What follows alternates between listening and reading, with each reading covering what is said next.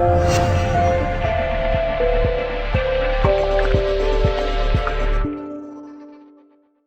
les 10 ou 15 dernières années, c'est que les libéraux ont gagné le combat intellectuel et qu'on a pensé qu'il était bon de déréglementer, et que c'était une excellente chose de déréglementer. Et le thèse que je vais défendre, c'est que autant une déréglementation du système de création de valeur est justifiée intellectuellement, autant il faut qu'il y ait un maximum de concurrence dans la production des voitures ou des frigidaires ou je ne sais quoi, autant quand on s'adresse à la question de la monnaie, je suis en train de me demander si les libéraux n'ont pas fait une erreur conceptuelle et philosophique gigantesque en pensant qu'il s'agissait d'un bien comme un autre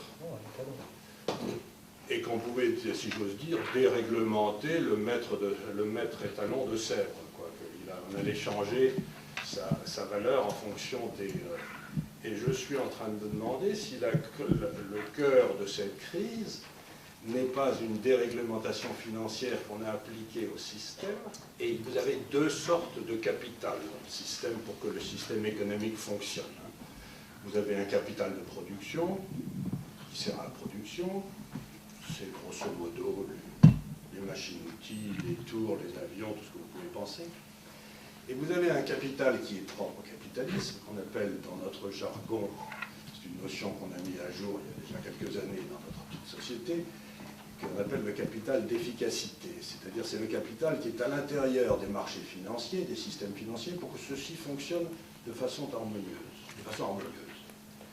Et si vous voulez, autrefois, ce capital était détenu par des gens comme les Rothschild, il était monopolistique, il était fermé, il pouvait être mis en risque à tout moment, la totalité du capital pouvait disparaître du jour au lendemain, il était héréditaire, et la seule façon d'y accéder, quelque part, c'était soit d'épouser une fille qui en avait, soit de naître dans une de ses familles. Ce capital avait une rentabilité très forte, parce qu'il était monopolistique. Dans les 30 dernières années, ce capital s'est ouvert graduellement. La première vague, ça a été l'arrivée d'un certain nombre de banques du style Goldman Sachs, qui étaient beaucoup plus puissantes, mais c'était des partnerships. Les partenaires prenaient le risque total des positions qu'ils prenaient. Et puis on a transformé ça en société par action, c'est-à-dire que d'un seul coup, les partenaires de Goldman Sachs prenaient plus le risque, c'était les actionnaires. On est passé insensiblement à un monde, si ça marchait, c'était pour les partenaires de Goldman Sachs, si ça ne marchait pas, c'était pour les actionnaires. Et puis, Goldman Sachs, je le prends comme un exemple, je n'ai rien contre Goldman Sachs, c'est une des firmes très bien gérées, c'était pareil pour Bear Stearns, c'était pareil pour tout le monde. Et puis ensuite, vous avez les hedge funds qui sont arrivés. Et donc, avec un capital encore plus important, 2000 milliards de dollars à la fin de l'année dernière, tout ça était très bien. Mais si vous faites, s'il y a une loi de l'économie qui ne connaît pas d'exception, c'est que si vous avez une rentabilité très forte, parce que vous avez une espèce de monopole, si vous avez beaucoup de capital qui rentre dans cette rentabilité très forte, la rentabilité baisse. C'est pas... Donc la rentabilité a baissé. Et pour masquer cette baisse de la rentabilité, nos braves financiers ont acheté des saloperies de plus en plus grandes et en mettant de plus en plus de leviers. Et quelque part au milieu de l'année 2007, ce qui s'est passé, c'est que la rentabilité du capital, avec levier, avec tous ces trucs-là, est passée en dessous du coût du capital, et le système de levier a implosé. Et c'est ça la crise qu'on a, c'est qu'on a eu une hypertrophie de ce capital d'efficacité. Et ce qui m'a absolument ciblé, c'est absolument pantois, c'est l'absence totale de compréhension du phénomène par les autorités de contrôle. Je vous donne un exemple qui est de nature publique.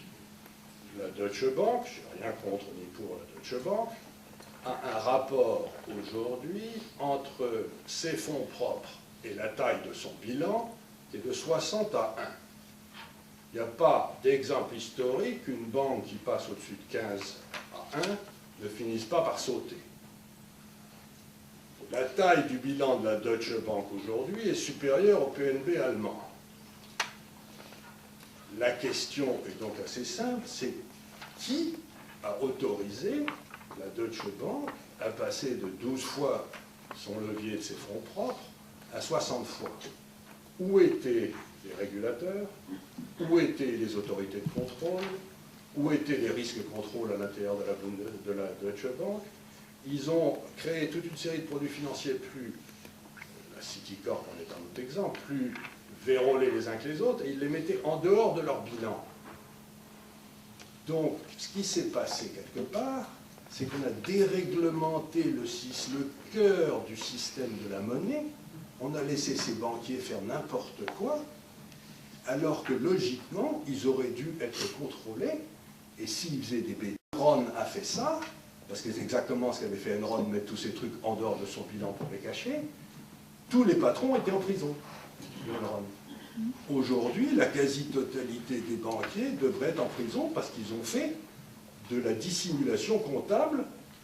Quand vous regardiez les bilans des grandes banques en 2006, aucune de ces saloperies qu'ils appellent les SIVs, ou les fonds, n'était visible dans les bilans des banques. C'était des machins qui avaient été créés à l'extérieur et qu'ils avaient donné des lignes de crédit, ils ne disaient pas qu'ils avaient donné des lignes de crédit. Donc je prétends que la crise actuelle est une crise absolument extraordinaire qui se passe à l'intérieur du système financier, à l'intérieur du cœur du système financier, par un manque de déréglementation, par un manque de réglementation totale, qu'on a laissé ces gens-là faire n'importe quoi parce que c'était ce qu'on appelait le compromis de Washington et que c'était une bonne chose de déréglementer l'argent, et que je prétends que autant que déréglementer, encore une fois, la production de voitures, de frigidaires ou d'avions me paraît une chose absolument remarquable, autant l'argent est peut-être, et c'est ce à quoi je suis en train de réfléchir, un bien public, comme la santé, comme la police, la justice, l'armée et la diplomatie. Laisser la monnaie dans les mains de gens qui étaient des criminels. Et que c'est ça qu'on paye aujourd'hui. Donc, si vous voulez, je plaiderai assez facilement pour une re-réglementation de la structure financière, accompagnée d'une concurrence gigantesque entre structures de concurrence. Je veux dire par là que, par exemple, quelque chose comme l'euro, qui risque de disparaître d'ici quelque temps, est une saloperie incroyable, parce que vous avez fait une énorme truc de contrôle, à la place d'avoir 15 banques centrales qui toutes auraient leur politique, vous voyez faire de la concurrence entre les monnaies et entre autorités de contrôle, et bien ça l'empêche. Et donc, il faut retourner à des monnaies nationales, contrôlées par des autorités nationales, qui sont contrôlées par leur cœur politique.